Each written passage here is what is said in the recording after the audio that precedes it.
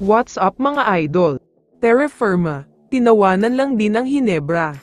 Pero bago mo sana ipagpatuloy ang panonood mo, ay huwag mong kalimutan na mag-subscribe bilang suporta sa aking YouTube channel. Maraming salamat idol. Update lang sandali sa naging unang game, dahil nagharap ang dalawang sister team na TNT Tropang Giga at Meralco Bolts. Medyo nakahinga na ngayon ng maluwag si Coach Chot dahil nanalo na ulit ang team niya. Pero hindi naging easy win ito dahil hanggang dulo ay sobrang dikit talaga ang naging score. Muntik pa nga natalo ang TNT sa laban na ito pero medyo swerte lang sila sa bandang dulo. Dahil na-block ang tira ni Aaron Black at hindi pumasok ang press ni Jolo Mendoza.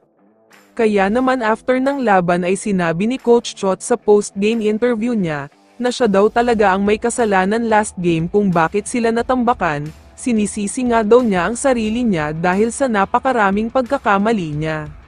Samantala, lumipat naman tayo sa naging laban ng Terra Firma Jeep at Barangay Hinebra, isang mainit na simula para sa Terra Firma dahil sa first quarter pa lang ay umabot na agad sa 9 points ang kalamangan nila. Pero sa pagpasok naman ng second quarter, dito na nakuha ng Hinebra ang mga tira nila. Pinangunahan sila ni Christian Standhardinger na umiskor na agad ng halos 20 points sa sobrang unstoppable talaga siya. Tumulong din para sa kanila si Von Pesomal na nag-back-to-back 3 points, kaya naman ang 9 points na kalamangan ng Terra Firma, naibaba na lang yan ng Hinebra sa isa, nagtapos nga ang first half sa score na 41-40. Sa pagpasok naman ng third quarter, isang malamig na simula na naman para sa Hinebra dahil hindi pumapasok ang mga tira nila, nag-take advantage na ang Terra Firma dito kaya umabot na sa double digit ang kalamangan nila.